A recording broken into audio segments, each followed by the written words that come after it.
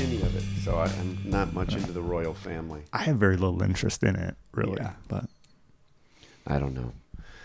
Welcome, folks. I feel like we're on NPR. This is Doug and Jeremy, and you're running in the dark. this is the ASMR episode. What's ASMR? It's that where people make weird noises, like they just like breathe or whatever into the microphone, like. Oh my God, I saw something on that. People like turned on from that. Yeah. Like they get like millions of views. Can you imagine, like, what's your dad do for a living? Well, he breathes into a microphone real heavy. Like, what do you mean? Like on TV? No, he has a podcast and he just goes. I always wonder the people that sing in those commercials. Like, I don't know, what's a singing commercial? One of those commercials has just like a local one. Let's go down to the da. Or what? How did that used to go? Let's all go to the lobby. What, yeah, was that get it? yourself a snack. Yeah, yeah, and get you. So somebody sang that, and that was their job. What's your dad do for a living, Billy? Well, he sings. Is he sung any good songs that we know? Have you ever heard "Let's All Go to the Lobby"? That's him. Okay. What's new with you? Not a lot. Just doing a lot of traveling, especially for COVID times. Yeah, you just got back from Vegas? Yep. What were you doing in Vegas? Just family vacation for spring break. Where'd you stay? The Planet Hollywood. Yeah. Was it busy? It's pretty busy. Yeah. It's not quite back to normal, but there's a lot of crowds now. There's no shows open yet. Nothing. Not one single show. I think somebody said that Carrot Top is going, but it's a very limited. It's like 25% capacity. Oh, have you ever seen his show? Yeah, we saw him probably 10 years ago. It's a great show. Yeah. I was out there, and my manager knows his manager, and I was out there performing, and so we got tickets and we got VIP. So I was sitting next to Joey Fatone. He was sitting nice. right, and I'm looking over. I'm like, God, I know this guy from somewhere. But did he come out and do a shot during your show? Bring out that VIP section a shot? I can't remember. I did one. It was like Crown Royal or something. I don't know. But I was so drunk anyways before. I had one of those big, huge silo cans. Okay. Yeah. Now, did you stay at the Luxor when you went to his show? No, I think that one that's probably when we stayed at New York. Oh, yeah. They get the roller coaster there. Did you ever ride those? We rode the roller coaster once or twice. I believe Sahara had one. Yeah, they did. Oh, yeah, the speed. Yeah, it would like go, flip, twist, shoot straight up in the air. And then you go backwards. And then go backwards. But do you remember how fast it came out of that tunnel? You'd Yeah. be sitting there and the guy's like dancing around and he hits that button. Yeah, it was right next to Wet and Wild, too. There used to be Wet and Wild there. Did you ever go on that? No. Well, Wet and Wild was a water park. Okay. It's terrible. The ground was so hot. It had like that AstroTurf stuff. Yep. But, oh, man, was it hot. My wife went around one of those, like the toilet bowl things. Yeah. You come out and you're going around. Well, she opened her legs, and you could see kind of their silhouette through. And when she opened her legs, her swimsuit went like a thong. And the guy's like, yeah, you don't want to do that. So did you stay at the Sahara then? No. At that time, we've stayed Gold Coast. We've stayed at one of the other ones that's off the strip over there by the Palms, like over in that area. We've stayed at New York. Rio. Yeah, yep. yeah. I've stayed at the Orleans a couple times. New York, and Planet Hollywood. I think those are the only places we've stayed. Yeah. Was the shops all open at Planet Hollywood? Yeah. Yep. Was it busy there? It was pretty busy, yeah. There's weird hours. Like, we would get up at 9, 10 o'clock, and nothing opens till 11. And then most of the regular shops close at like 6 or 7. In the evening? Yeah. Like I wonder why clothing that is. shops, gift shops, all that stuff. Maybe because they figure there's no more shows going on late that they. Could be. I guess somebody's looking at the numbers going, guys, we're not very busy at this point. Yeah. Was there a lot of weed stores out there now? Tons. Yeah. On the strip? On the strip, we saw probably a half a dozen of them. You imagine how much money it costs to be on the strip in a store, to have a storefront on the strip? Yeah. Did you ever go to that restaurant? It's kind of down by, is it the Aria? It's Aria is kind of that new one. Mm-hmm. But there was a Mexican restaurant down there. We used to go down there and get like dollar Bloody Marys and breakfast. It was good. Haven't been there. Yeah, the food prices have skyrocketed. That's what you said. You suppose it's because not as many people are coming and they're looking for demand? I think so. I think before you were able to make your money just through having 1,000 people come through. Yeah. And now if it's 100 people coming through, you have to make 10 times as much with each customer. So where did you eat? we ate mostly at like places within Planet Hollywood and the Miracle Mile shops. Yeah.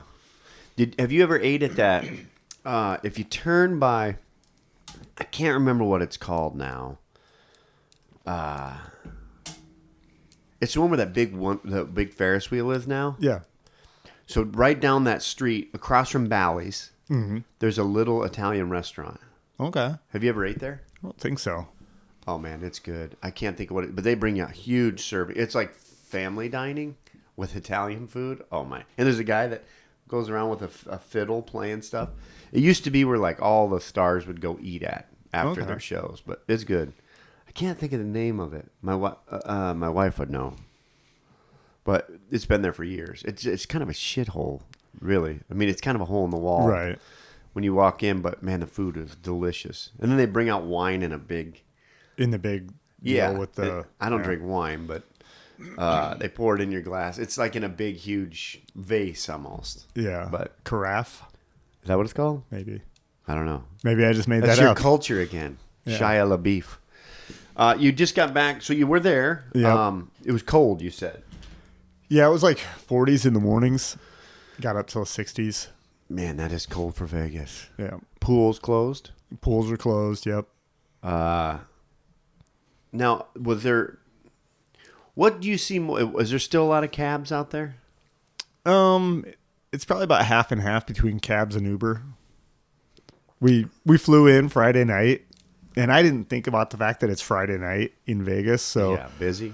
like, okay, we're just going to jump off the plane. Once we get through the terminal, I'll just like connect to the Uber app, and we'll get a car and we'll head to the hotel.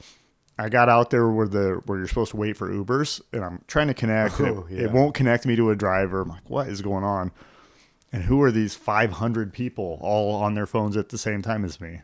Yeah. Yeah, everybody's trying to get an Uber, and nobody could get it to connect. Now, are they still there? Do you have to go to a separate area for Uber? Yep. Yeah, see, I got freaked out at an airport in Jacksonville, Florida, because I went to the wrong spot. I called the Uber guy, and he's like, where are you? And I'm like, dude, I'm over here. And he goes, I'm not supposed to pick you up there. And he picked me up. And man, this person came out, and they were freaking out on him. And I'm like, just calm down. But we were in like an area where only taxis are supposed to pick up. And the guy's like, man, I'm going to get in trouble. I'm like, dude, the airport. What do you mean you can't pick me up here? So we were in a cab spot, and he picked me up. But I guess I get it. But Yeah, I think we ended up taking a cab to the hotel, and it was like $30. yeah. And then from the hotel back to the airport, I was able to get an Uber because it was the middle of the day, and I was just getting picked up at the hotel, and it was like $12. That's what I mean, though. And then not only that, it's clean. Yep. I mean, 9 times out of 10, they're clean. You know who you're with. Mm-hmm. You don't have to pay cash. I mean, you don't even have to make a transaction. Yep. Do you tip your Uber driver? I do. Yeah. Uber? I usually tip them at least $2 or $3 just Yeah. because it's so much cheaper than a cab. Right. Unless And it's clean. Yeah. Unless they make me listen to the rap CD that they've just created. Yeah. Out in L.A., man, everybody I got in, they're like, hey, what kind of music do you like? And I'm like, oh, no. because I knew they were putting in there. This is mine, dude. And I'm like, okay. I think they're just waiting to get that one A&R rep in the car, maybe. But It's never going to happen. I mean, there was a time there was a guy in Animal House that got cast in Animal House, but he was delivering pizzas and he was putting his headshot inside the pizza box. But that's like 1 in a million. And that was, what was that, 40 years ago? Oh shit, yeah, 70s. So, and not only like those things, like whenever I see somebody like a rock star or a story about somebody, and they're like, well, he always was so dedicated to music and he just knew he was going to make it. There's a million people that think the same way about themselves. Like, oh, if I just do this, I'll make it, and never make it. yep. Now, I always find that weird. Like, somebody will say, just never give up. Well, that's true. But at some point, you kind of have to go like, look, man, I'm making no money. Yep. I have kids, a wife. Maybe I should just give up this dream, or at least try. Don't you think? Yeah, I feel like you have to kind of look at how things are progressing. Are you making any headway? Are you making a living? Yeah. Are you just spitting into the wind? Yeah.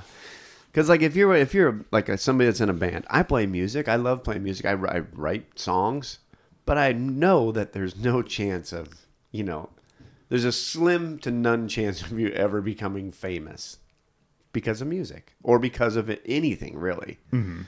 I think we talked about this once. 95% of the people on the Screen Actors Guild that are on there don't make a living. Yeah. Think about that number. 95% of the actors on there don't make a living at it. That's crazy, right? Yeah. Especially when you got a guy like Nick Cage who is literally stealing money. You watched that movie, Oh, huh? God. Wow, it's weird, Jeremy. I can't believe you'd say that. I want to rip your face off.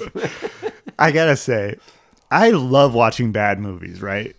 So the worse You've a movie turned me is, on to a few, the Pisidian Rose or whatever. Yeah, like they get so bad at a certain point. It's like bad, and then it turns a corner and it becomes fun. Right. Yeah. But this movie, let me just say, the Mystery movie, Theater 3000 is basically what it becomes. You start to make fun of it. But I watched the Nicolas Cage movie Jiu-Jitsu. You even got into a stance like this, like you're. I'm hot. I'm heated about this. Is okay. I knew it was going to be bad. We're 12 minutes in. We've got to the point where we've stirred up the blood pressure. I've been waiting for this thing for a couple of years, ever since I heard about it. And I'm like, I'm not going to pay any money to watch it because I know it's going to be bad. I know we've talked about it. So I start watching it yesterday because it's on Netflix. It's on Netflix free now. No. Well, I mean, Netflix is super expensive, but it is super expensive. Oh, they keep raising their prices. Well, wouldn't you? Yeah. It's like a meth dealer. Yeah.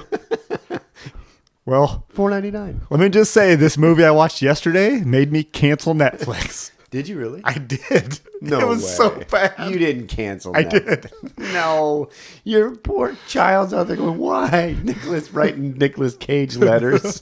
My dad hates you and me.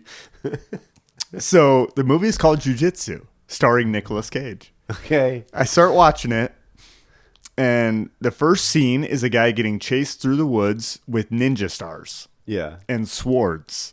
Swords? Swords. They don't even call them swords. They call them swords. I call them swords. S words.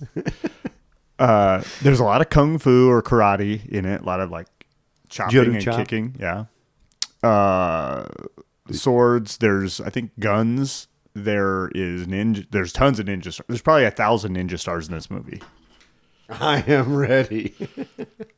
I saw, I believe, one legitimate jiu-jitsu move. He's not a legitimate leader. And it wasn't even good. Was it as good as Mel Gibson's in Lethal Weapon when he threw the triangle? No. Okay. It was a very terrible omoplata. And that's just because he fell on him from an overhang like that? Wow. So there's this. Have you seen it yet? I don't want to spoil it. I'm not. I promise you. If your review is I canceled Netflix, I doubt I'm going to invest any amount of time in this. This is the only amount of time I'm investing in that movie right here. So there's a scene where Okay, I'll give you a synopsis. Here's the movie. Okay. It's D-list terrible Predator remake. Okay. So there's an alien fighter who comes to Earth every 6 years to fight the Earth's greatest fighters. Okay. And so it has to be 9 people for some reason. I'm sure they explain it, but I don't know. Sounds like a Chuck Liddell documentary. every 6 years, Chuck returns. Gets beat up by Tito. His lip has been split by Rashad Evans. His face was crumpled by Rich Franklin. Wow, it's weird. I'm back. So he's the guy that comes back? Nicolas Cage is? No. Okay. Nicolas Cage is one of Earth's... Is he the manager of this guy? He's one of Earth's mightiest heroes. This does sound terrible. Is Earth going through a terrible time? Yep. Like this is shortly after like what happened with the dinosaurs type thing? Nope, it's present day. So it is a terrible time, yes, but not for those reasons. Oh my god! So these 9 people have to come every 6 years. They go to this temple, fight the Jiu-Jitsu guy. Oh, a temple. Or the alien guy, I should say. And then he goes back to space, and then they're gone. But if all the 9 fighters haven't fought him by the time this comet does something, then they're going to invade Earth, I guess. I don't know. Okay. So we're all caught up. We're canceling that. People are canceling this podcast. It's 40 minutes in the movie before you even see Nicolas Cage. 40 minutes in. 40 minutes in. He wouldn't come out of his trailer. He was still reading the script going, no way. Trying to get his wig on. So there's a scene in the movie when they're heading to the temple to fight the alien guy. Okay. And they're all trying to figure out, oh God, what are we going to do, right? And Nicolas Cage, in his probably he thinks this is going to be his Oscar moment in the movie. He goes, remember, that was Christopher Walken. Wow. Wow. More cowbell. He goes, remember what you always have with jiu-jitsu. Remember what you always have with jiu-jitsu. And everyone just looks at him like, what? Yeah. And he goes, leverage. Oh. Okay. So I put that one, I filed that away. If you don't have that on the back of your gi by the end of your next tournament, I will be disappointed. I'm going to say that at every class from now on. Remember what you always have. Leverage. So you would hear something like that, a scene like that. George McFly. Yeah. That guy was super mad that they didn't put him in the second movie. I know. Yeah. Crispin Glover. Yeah. So you'd think that comment, that's going to come back, right? Right. Foreshadowing. So there's going to be a battle. The guy's going to be like, oh, I can't do it. And he's going to think back. Nicolas Cage told me. Leverage. Here's that leverage arm. him. Take leverage. Yeah. Never comes back. That's because that writer quit.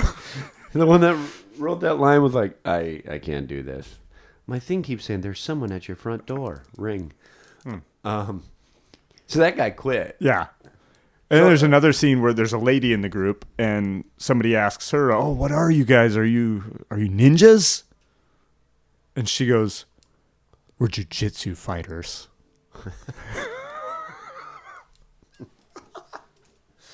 And she... Is it anybody new that we know in fighting? Is it like Paige Van Zant or... I don't think so. What was that other lady's name that was in everything? Carla? Gina Carano? Yeah. Yeah, no. Gina Carano, is that her name? Yeah, she was in The Mandalorian. Yeah. Yeah, no. Just some girl named Shirley that Frank Grillo was in it. Who? Frank Grillo. He's the only other name that I recognize, and I don't even know why. How would I know Frank Gorilla? Grillo. How would I know him? I don't know. It's the only other name that I was like, I've heard that name before. I don't even know why. But it's terrible. You canceled that. You didn't really. I did. I'm not believing you. I canceled Netflix yesterday. I'll show you the email. So everybody's at home. Your wife's at home. What the hell? How come I can't watch? Somebody feed Phil. How come I can't watch that? Netflix owes me 2 hours. You know what's weird, though? Do you remember when Netflix came out? It's not weird. But when Netflix came out, Blockbuster's on its way out. Yep. But what Netflix was just mailing you the DVDs. Yep. It just took you out of having to go.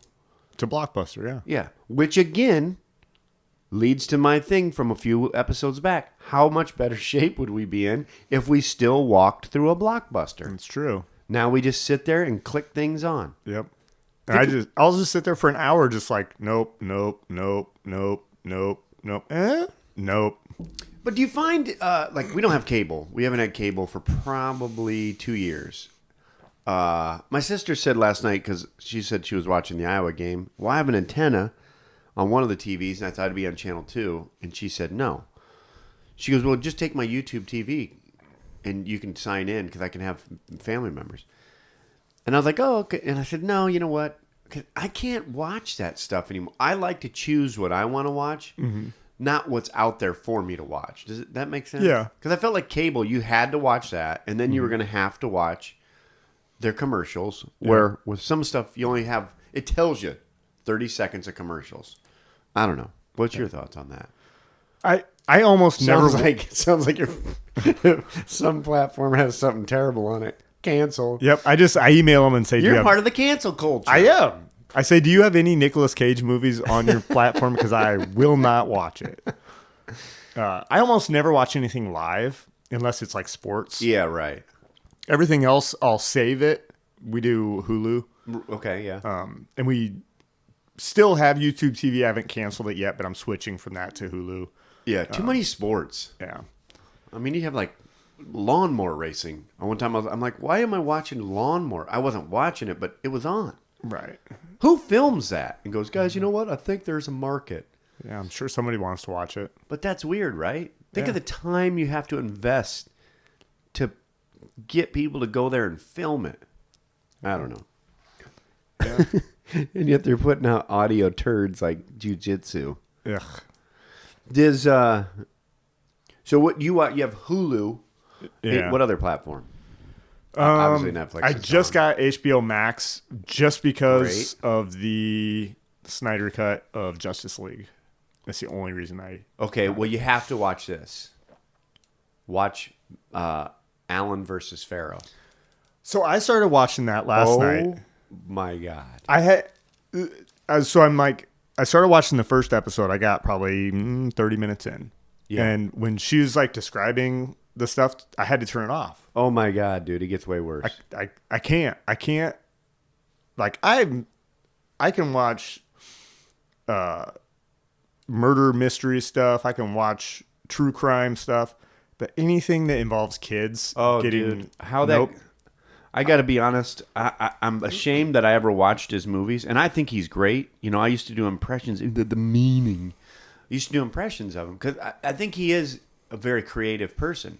But when you see that stuff, and people that say, "Oh, it was fake," this is a 7-year-old girl. She is not making this up. Yeah, there's way too much stuff in there, and ultimately the thing that kept it from being prosecuted is the head DA.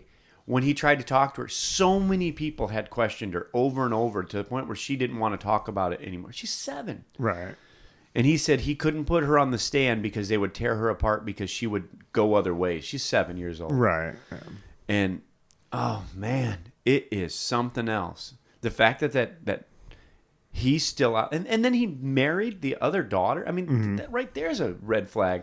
Then they go and show you that all of his movies had this a lot, not all of them, but a lot of them was an older man dating a real young girl, 17 sometimes, like Manhattan. I think it's Margot Hemingway or Mariel Hemingway, one of the two, is dating him in it, and she's like 17.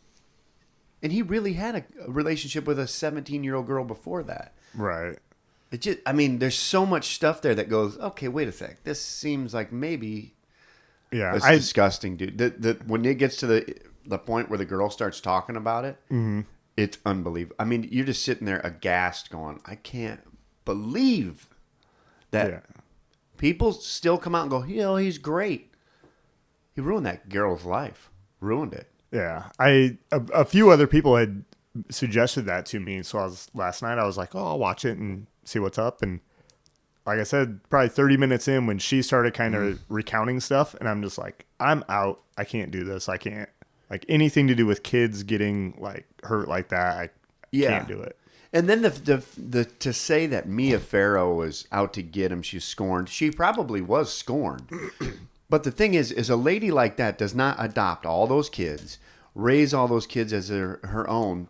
Like at one point she said when she was younger, she said, if you have the means to help other people out, help them out.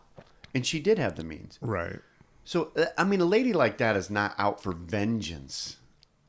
But if you did something to my kid, I'm out for vengeance on you. Yeah. And I think that's where it came to us. But, man, I don't know. We won't talk about it anymore. But I just, if anybody's listening and you want to watch a crazy movie and you like Woody Allen, that'll change your perception of Woody Allen pretty quick when you watch that. Yeah. I still am amazed by it.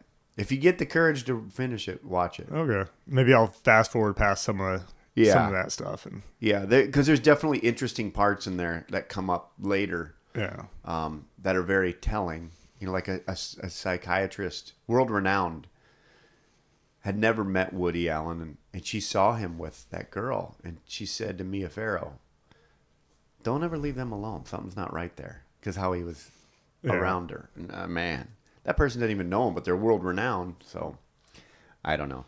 HBO Max. What else are you watching on there? Documentaries. There's a ton of good documentaries on there. What's some like when you watch? What's your favorite stuff to get into to watch? I like a lot of true crime stuff. There's oh man, what is it called? It's a little mini-series documentary on HBO. It's about the guy he's an older guy. He's a millionaire. Oh man. Oh, I know what you're talking about. You know what I'm talking about, right? Yeah, he killed some people. Yeah. His parents were real kind of crazy. Yep. And then while he was getting interviewed and he was still mic'd up, he went to the bathroom and he's like in the mirror. He's like, "Oh, they're gonna catch you. You're gonna slip up." Isn't it Burns? Is that his last name or something? I know what you're talking about. Yeah, that was a crazy one. That came out quite a few years ago, but something to do with a subway. Like he was standing at a subway and murdered a lady. I don't remember everything about it, but I do know what you're talking about. Yeah, he killed a couple of people, or may have killed. He was around people that died. Yeah, suspiciously. Like his parents are billionaires. Yep. Like okay. So he was in the house, right? And his mom jumped off the roof of their house. And she was like an invalid, or she was like not able to. Yeah. And she leaped off the roof, and he watched her go off the roof by her. Yes. Yeah. Wish I could think of what that was called, but. Man, I can't remember either. I'm going to look it up. I'm looking it up. Another good show on HBO is The Righteous Gemstones. Oh my gosh, that's great. That is a good show. There's so many good people in there. The lady that plays Judy. Yep. Oh man, she's great. And then you start seeing her in other movies in the past. Like I never knew she was in those movies. Yep. Doc, what was that guy's name? Let's just bring it up and see if it comes up. The Jinx. Jinx, yes. The Life and Death of Robert Durst, Fred Durst's uncle. Yes. That's it. The Jinx. Yeah, that's a good one. The Righteous Gemstones, though, is fantastic. I don't know, did Danny McBride write that? I think he wrote it. I think he was at least a writer on it. I don't know if he was the main guy or not, but yeah, I think he is a big part of it. Maybe no, I don't know if Apatow was involved in that one or not, but yeah, that's a good one. Do you watch YouTube much? Not YouTube TV, but YouTube? Yeah. What do you find your time watching on there? I watch quite a bit of different stuff. I'll watch like breakdown videos of movies, things like that. Like I'm really into like the superhero movies right now, so I'll watch where people break down Easter eggs in the movies.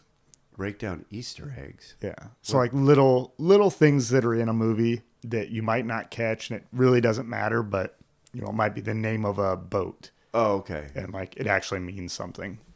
Yeah, like on what was it? I can't remember which one it was. Indiana Jones and the Temple of Doom, maybe. The bar they were in was named. It was called Obi-Wan Kenobi, Okay.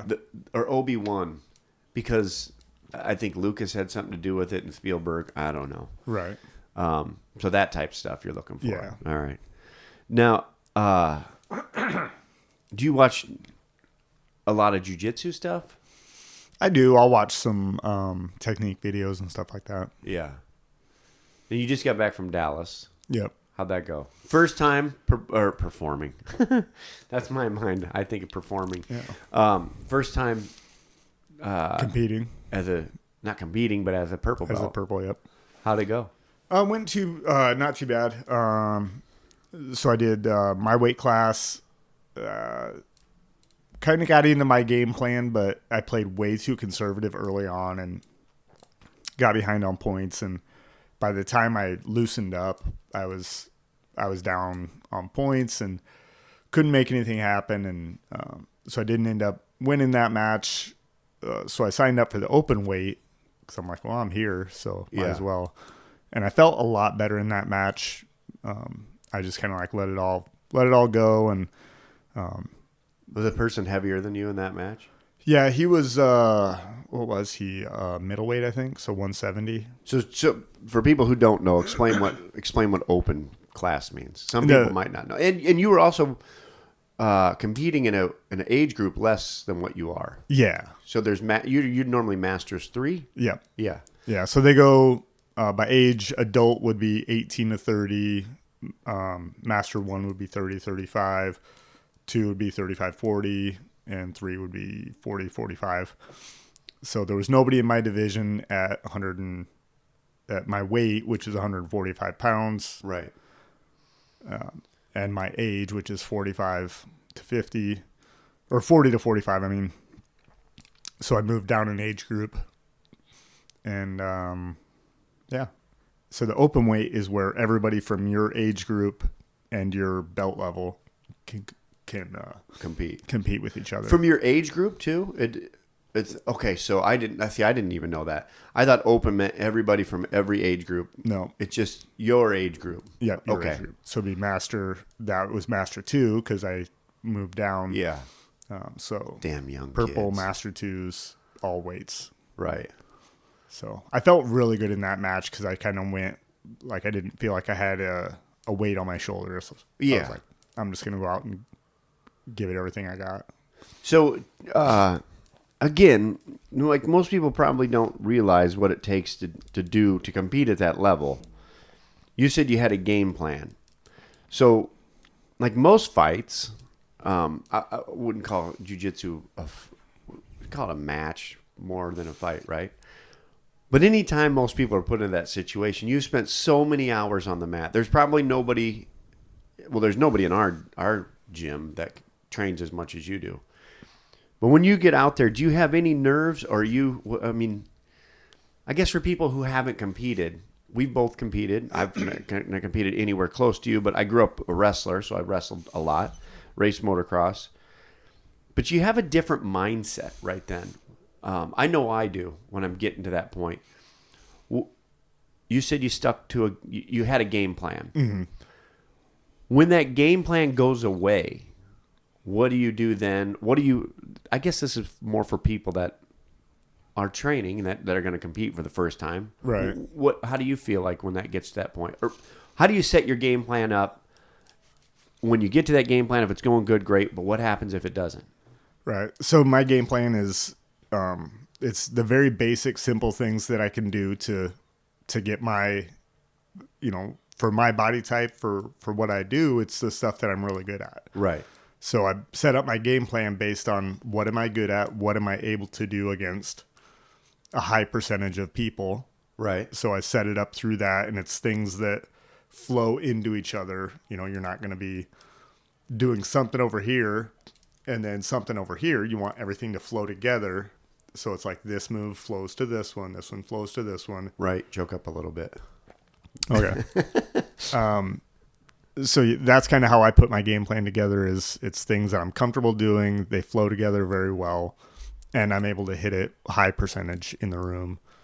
And then once that starts going away, In the room, you mean by training. at the gym, yeah. And then once that starts going away, because obviously the other person's gonna not let you do what you're trying to do. You're right. Yeah, I've rolled with you plenty of times. I know how that goes. I never get to do what I want to do.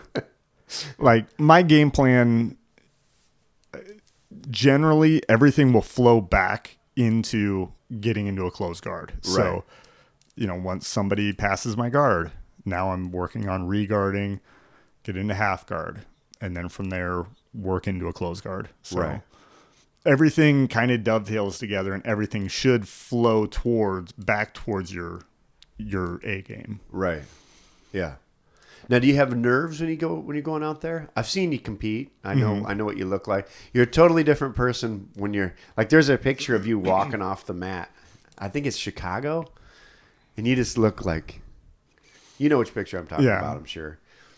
But do you have nerves when you go out there? Do you shut it all down? I mean, yeah. So like, I'll get nervous the day of. I'll get nervous, especially once I get to like the weigh-ins. Yeah. So you go and you can't weigh in until like 5 matches before your match. Right. So it's about a half hour usually. So once I get into the bullpen, which is where you've weighed in and now you're waiting for them to call you to the mat. Jeremy Elkin, Matu. Yep. That's when I get really nervous. Doug Thompson. That's when you get nervous. Yep. You chewing gum? I used to. I've started to not, because I got busted at Worlds 2 years ago For chewing gum? Chewing gum on the mat. So What, did it fly out of your mouth or something? no, I was just chewing it while I was Put it in the guy's ear?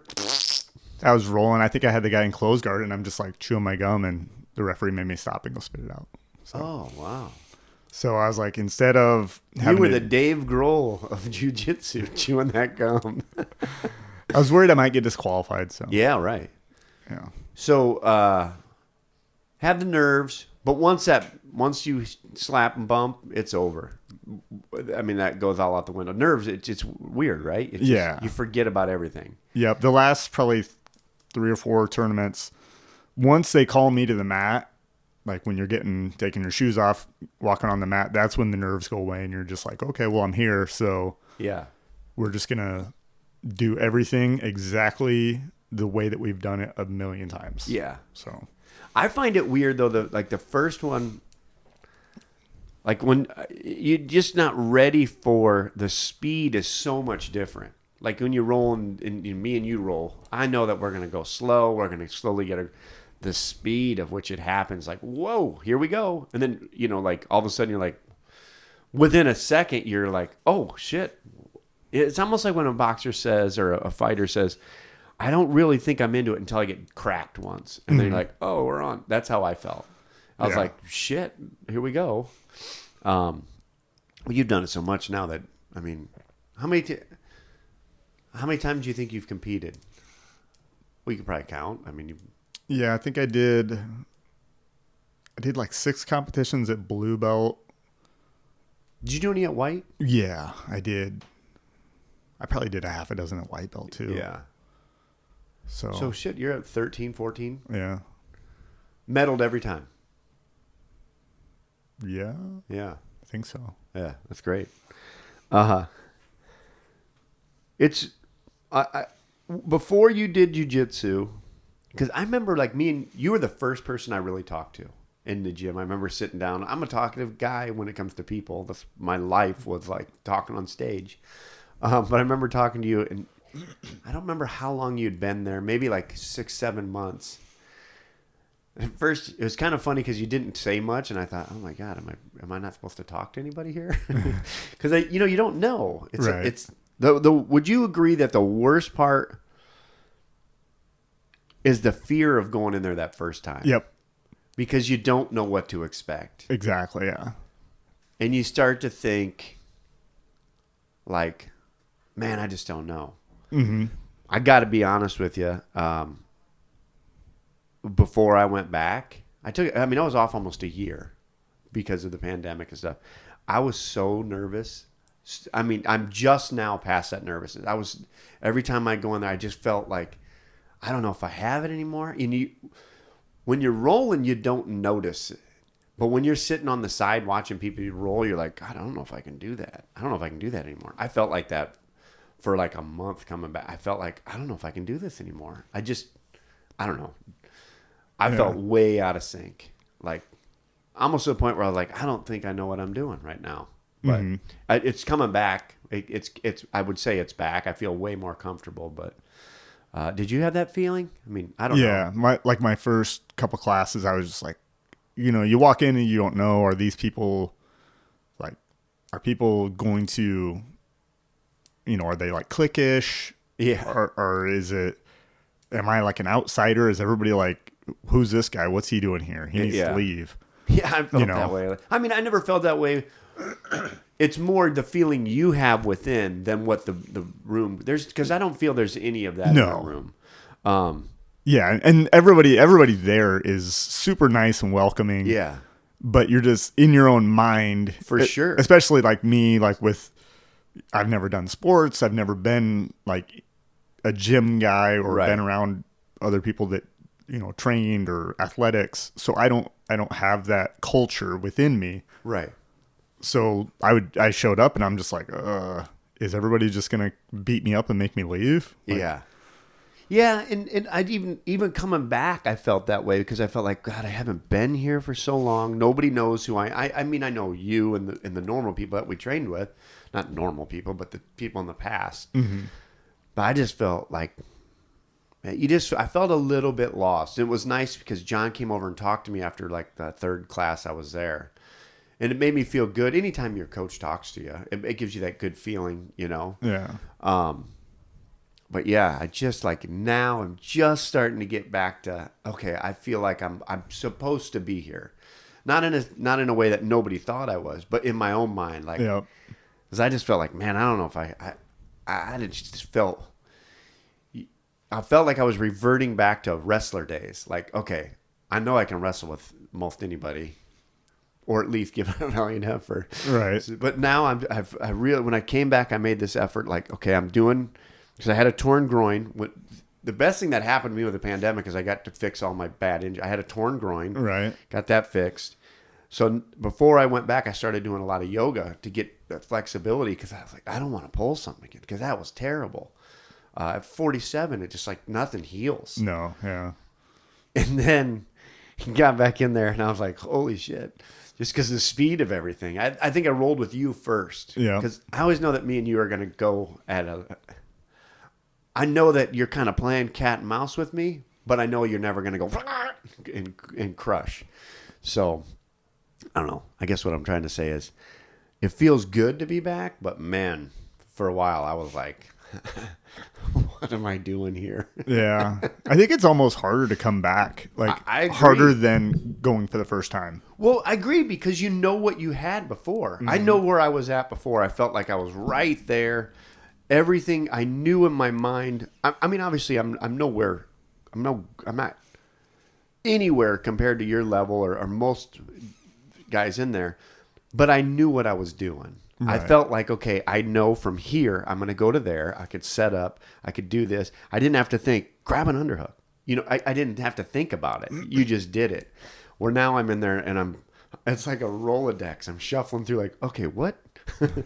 What should I go for here? I know there's something to do here. I just don't know what it is. Yeah, like I tried to set up a Kimura the other day and I'm like, how do I do this again? I mean, I know what to do but it took like, it had to register. Mm-hmm.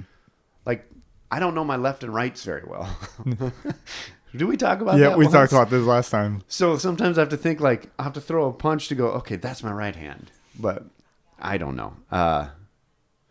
But yeah, it definitely is a weird thing. Would you say that it's changed you for the better, jiu-jitsu? Yeah, definitely. Yeah. I have a lot more self-confidence. I had a weird situation when I was in Vegas.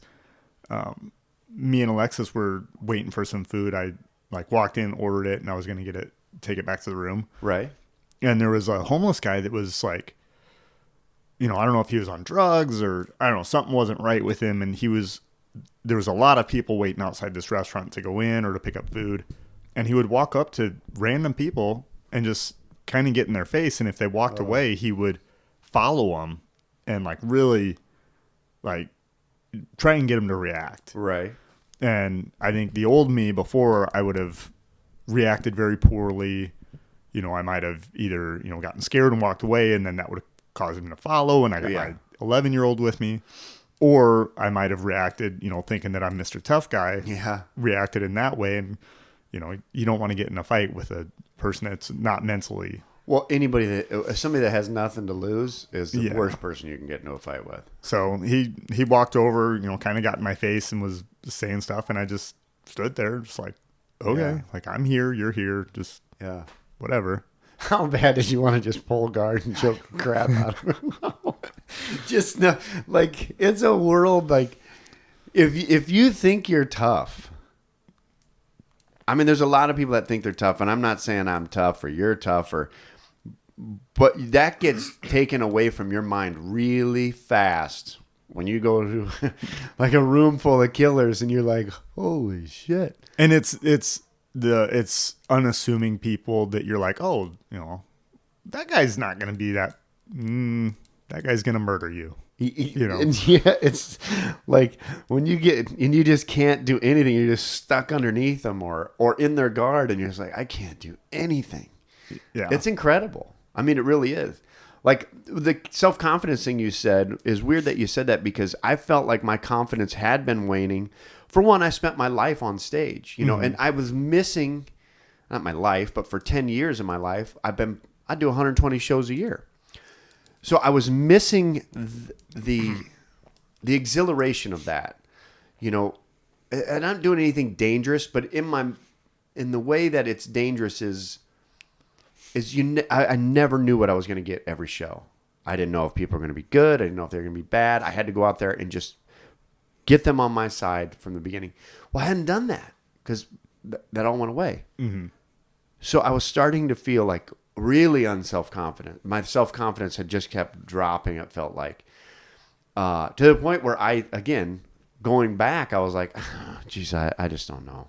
I just felt like at that low point, I didn't have a job. I haven't had a job. I mean, I'm working other things. So going back, I was just like, oh man, I don't know. I don't know if I got this anymore. But now it's like self-confidence has definitely come back. Not overly confident. Right. But you feel better about yourself. You feel like you're accomplishing something. I think that's what a big thing is you feel like you've accomplished something. You go in, you do the work, you drive out of there, whether you got your ass kicked on the mat or what. But even if you get your ass kicked, because I still get my butt kicked every time I'm in there. Mm-hmm. But you feel good about it. You feel like you overcame something. I don't know. Maybe that's how.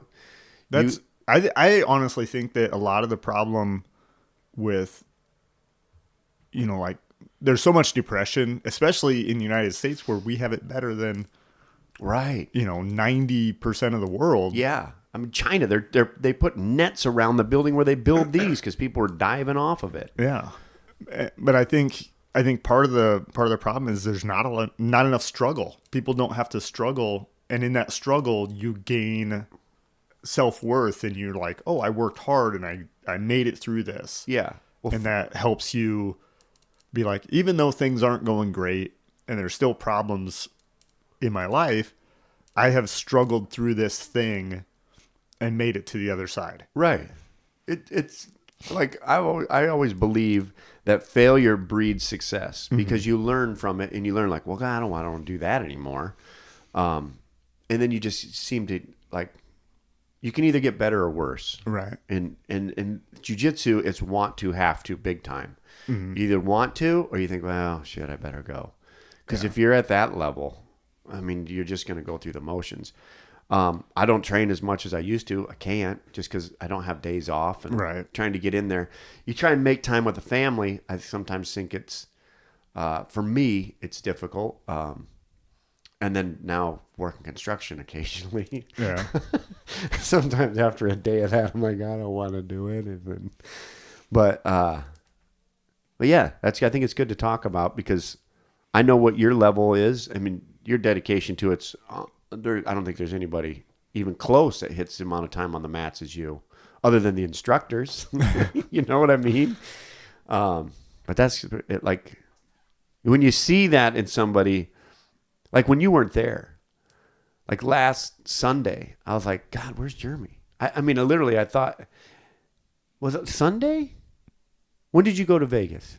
We left on Friday night, so we were gone Saturday, Sunday, Monday, Tuesday, Yeah. Wednesday. So it wasn't the Dallas one. Dallas one, you were obviously gone. But then when you were in Vegas, I didn't know you were in Vegas. That's why I texted you. I'm like, so you must be out of town? Because there was 2 classes I was at, and I'm like, this is weird. Jeremy's not here.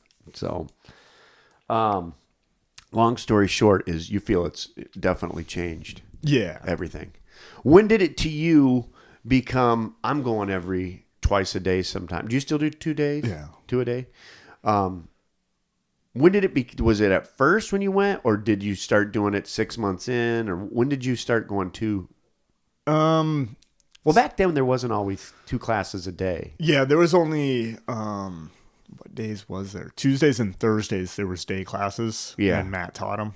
Yeah, yeah. And I went to those because there was like 2 months or 3 months where I was in between jobs. It was before I got my current job. Right. And I didn't have anything to do. Yeah. So I would just go to those classes. And those were interesting because it was a lot of like OGs from the gym, like from the start. Right. And they go hard. And they kind of do the old school way. Yeah. Of, well, you showed up, so. Yeah. Those were some scary times too. Yeah. Rolling with some of those guys because you get thumped. I felt like Yeah. not thumped, but you definitely got worked. Yeah. And then once you earn, I feel like once you earned their respect, or you earned like, they felt like, oh, you're not just going to show up for a month and then leave. Yeah. Then I felt like most of them open up and would start leaving you space. Yeah. Like I always felt like when the first few times you roll with somebody, like, man, there's a couple guys, and as soon as you slapped hands, I was like, oh, this is like a competition roll. Yeah. Like, what is going on? Because this is a different world then. Mm-hmm. And they would leave no space. Like, Yep. yeah, like you said, the more respect is earned, Mm-hmm. It's not given. You the more you roll, the more they leave you a gap here and there to see if you'll go with it. And if you don't, or if you try something stupid, they gotta go. Yeah, It's on you. Felt like you paid for it. Enough about that. Let's talk about something. We talked about this earlier. You training today? Yeah. I think I'm going to go today. All right. We got that dog up there. We talked about this. I think this should be a new thing on here. And let me just preface this. We talked about it earlier. You didn't like seeing something happen to children. Mm-hmm. I was listening to this song yesterday in the garage as I was working, and it came on the radio. Hot Blooded by Foreigner. And I heard a lyric in there, and I thought, geez, I don't know about that. That seems a little scary. So let's finish this up with this. Okay. You take that first verse, and I'll take the second verse. You don't have to sing it. Just read it. Read it in a voice. Let's pick a voice out to read it. You can read it in any voice. Okay. All right. So not starting with the chorus that it begins with, starting with the verse. Or you want me to start with the chorus? Yeah. Let's start with the chorus. Everybody knows. We'll start with the verse. First verse. All right.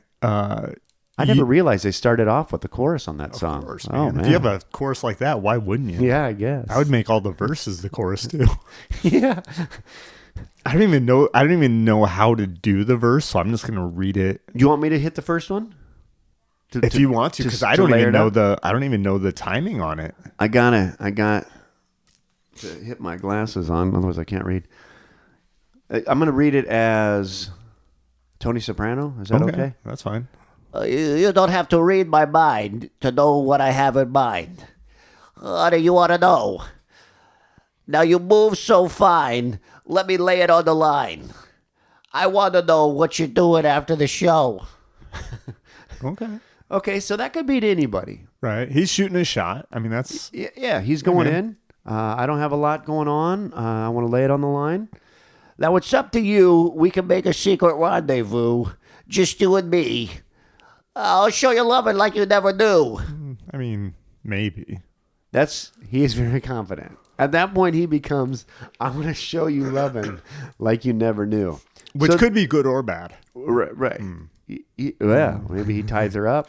The safe word's Twizzler. I don't know. Yeah. So then the next part becomes, you want to hit this one? Or do you want, you hit that one and then take the next verse. Chorus. If it feels all right, maybe you can stay all night. Shall I leave you my key? Obviously, this is back in a day before they had the credit card technology. This is when they had the big holodome key with the license plate hooked to it. Mm-hmm. Yeah. Don't have to worry about demagnetizing it. Okay, go on. But you've got to give me a sign. Come on, girl. Some kind of sign. Tell me, are you hot, mama? You sure look that way to me. Okay. Now it's leading in. It's foreshadowing something. This guy is brooding confidence. All right. He is not a guy that plays the guitar. This is a guy that, really has a guitar. He's not playing that piano looking. No. I don't even know. I'm trying to envision what this guy looks like. I don't know what the guy from Foreigner looks like. Probably long hair, I'm guessing. I'm sensing, yeah. Bald spot. So let's hit that next verse because this is where I perked up. Went, wait a second. Having two daughters. I feel like you should have led with this, but yes. Are you old enough? Okay. So there's a question already. Maybe she's not. If there's a question, that's probably yeah. That should be your first question. Is that your moped? Go on. Will you be ready when I call your bluff? And now we're playing poker. Or, what is he bluffing on?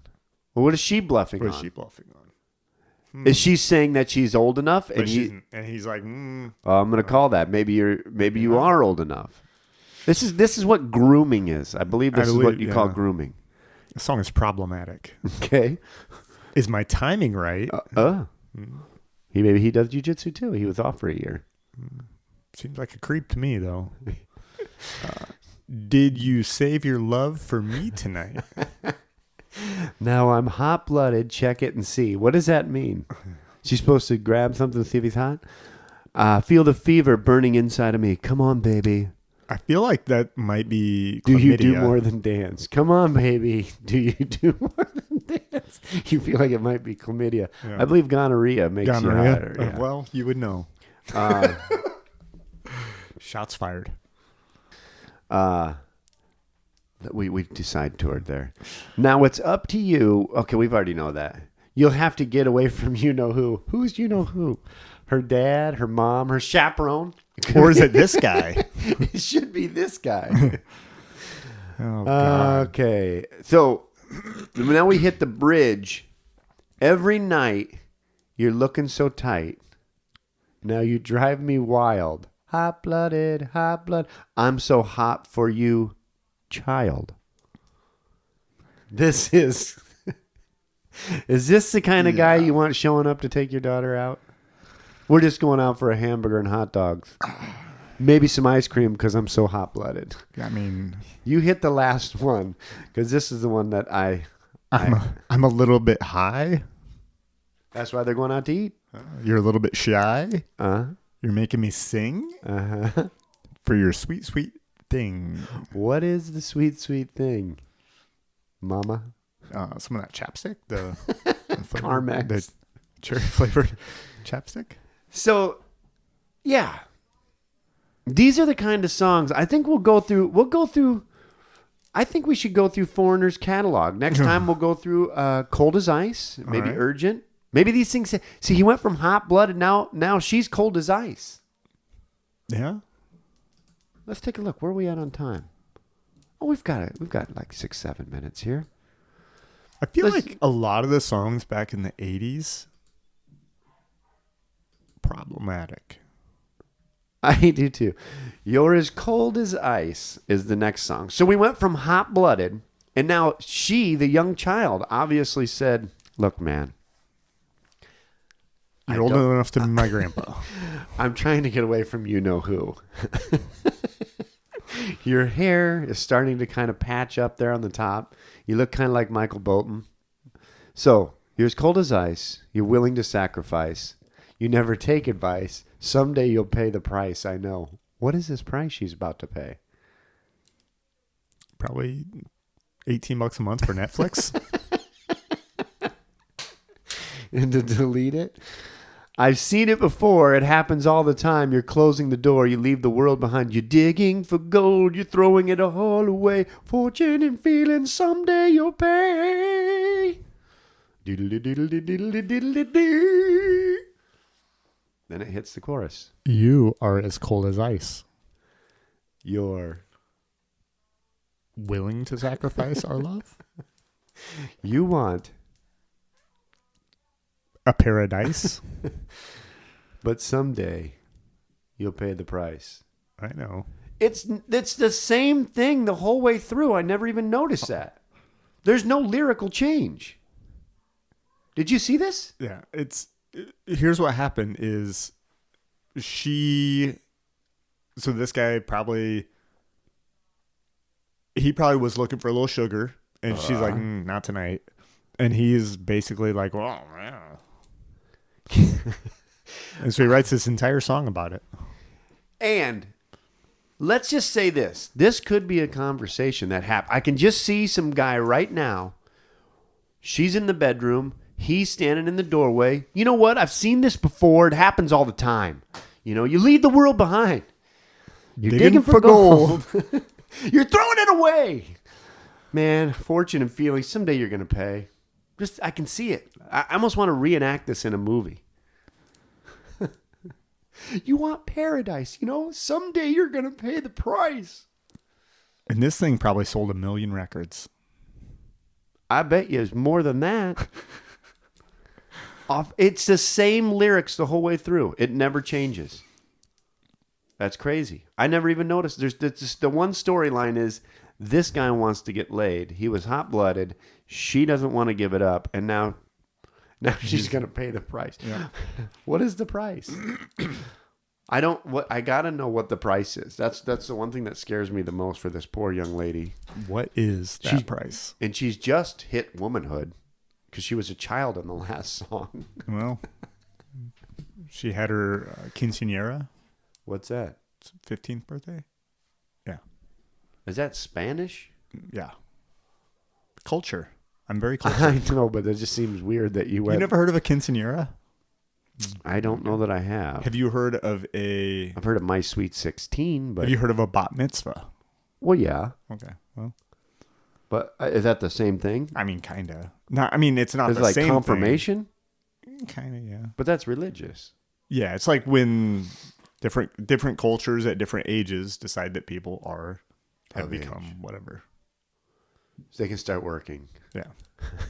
You need to start supporting this family. You now maybe is not as cold as ice. That's right. Unless you're willing to pay the price, my love. So what did we learn today? Let's break it down. Let me show you this confirmation email of my canceling Netflix to prove it. Wait a second. This is something you dolled up before you got here. I've got Microsoft Word. Are you creating it now? No, I'm looking for it. Taking you a while there, buddy. Your cancellation confirmed. I can't read it. My eyesight's so bad. Right there, Netflix. We're sorry to see you go. As of March 27th, your effective Saturday. So keep in mind, obviously, we'd like to have you back. If you change your mind, simply restart your membership to enjoy all the best TV shows and movies without interruption. And some of the worst. That's why ultimately you got rid of it because they weren't the best. Yeah. And I even put that when it asks you why you're canceling and there's like all these tick boxes. Just a picture of hello. So there's one that says other and there's a thing that you can fill in. What did you write? I watched the Nicolas Cage movie. God. They don't read that anyway, but yeah, somebody does. A robot. I watched the Nicolas Cage movie Jiu Jitsu, and it was so bad. I felt like I needed to cancel Netflix. But do you not shop at a grocery store because you had a bad ding dong? Do you quit shopping at the grocery store? I was going to cancel Netflix for a while just because the content is getting pretty poor. So it's not just the movie. Okay, I was going to say because, man, you're going to run out of things to use. I basically kept it so that I could see this movie for free on Netflix because I knew it was coming out yesterday. Yeah. I kept it so I could see this movie and then cancel. I was going to say, what do you do if you peel a potato and it's got an eye in it?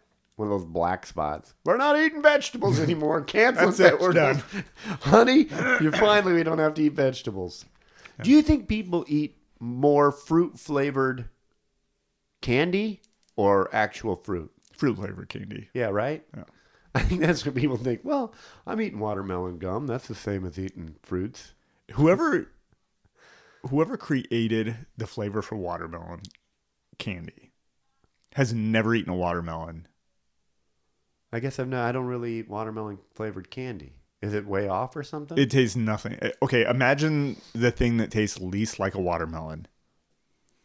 That's what it tastes like. Obviously, the candy is it.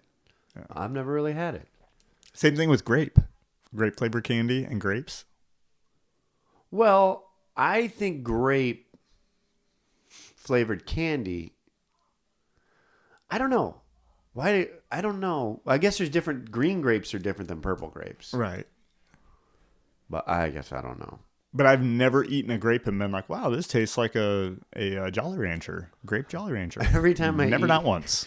Every time I drink grape pop or eat something that's grape, all I can think of is that kangaroo hairspray that used to be back in the day. Oh, yeah. Do you remember that stuff? Yep. I can't. That's all I mean, when that stuff first came out, you'd walk through the halls of my high school and all you could smell was grape because everybody had that Aussie. What was it called? Aussie? Yeah. Aussie. But yeah. Aussie. So anything else you want to leave today? Cancel Netflix. Nobody watch the Jiu-Jitsu Nicolas Cage movie. Go train Jiu-Jitsu. Don't watch the movie. Unless you want to see a movie with lots of ninja stars and karate and zero Jiu-Jitsu in it. How many people that have never done Jiu-Jitsu? It's like Green Day's song, Another Turning Fork in the Road. Remember that song? Yeah. Time grabs you by...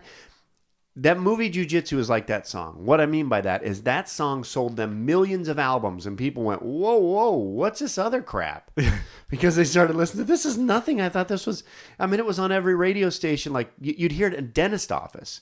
You never heard Take Me to Paradise. Yeah. So how many people bought that album thinking, same with Jiu-Jitsu. If you watch the movie Jiu-Jitsu, it is not like Jiu-Jitsu.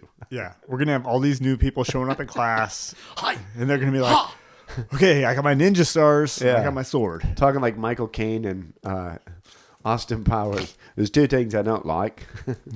People are intolerant of other people's culture and the Dutch. You henchman with the wrench. Judo chop. Don't you remember that part? Yeah. All right. Well, we learned a lot today. If you haven't hit subscribe yet, hit subscribe on the button. Hit the like button. Hit the like button. You can hit the notification. Let us know. We dropped in viewership last week. We dropped. And I don't know if it was something. I don't know what it was. Comment on stuff if you want to hear us talk about stuff. If you have ideas that you'd want to hear about us talk about, say it. Yeah. Or if you don't want to hear us talk about it, quit talking about Nicolas Cage and quit doing that terrible impression. So, Nicolas Cage is going to be commenting on there. Please stop talking. Would that be something if all of a sudden he wrote, "Hey, assholes, you try and do what I do. I lost my house in the Bahamas. I'm driving a Ford Festiva. I do what you do, Nick. I'm balding and I'm a terrible actor." Can you see Nicolas Cage just driving around? You pull up next to him and you're like, I don't know, but I think he's in like a Ford Festiva doing DoorDash. I'm acting like I'm happy. I'm doing this for a role. Literally a roll. Can I have one out of your 3-piece chicken McNuggets? I think he was our Uber driver, actually. Wouldn't that be something if you got... I swear when I was coming back from Florida in December, I can't tell you for sure, but I'm driving, and this car comes flying by me, and I looked over, and I've been on the road for like I don't know, 12 hours at this point. And I look over, I swear it's Ted Danson Okay. in Nashville. Well, it can't be out of the ordinary. Everybody left California to go to Nashville. I speeding up. I'm trying to catch this guy. He's doing like 85. And then I thought to myself, why am I speeding just to look at him? Right. I can look at him on my phone if I wanted to, but I'm pretty sure it was Ted Danson Okay. that went by. I could be wrong, but but then like, why would I chase him down? That's how paparazzi. That's how Princess Diana got killed. I'm just chasing Ted Danson. That and telling secrets about the royals. That probably is also it. Megan, look out. I'm Doug. I'm Jeremy. And remember what you always have with jiu-jitsu. Leverage. Leverage, guys. Till next time on Running in the Dark, keep that leverage going. Bye. See ya.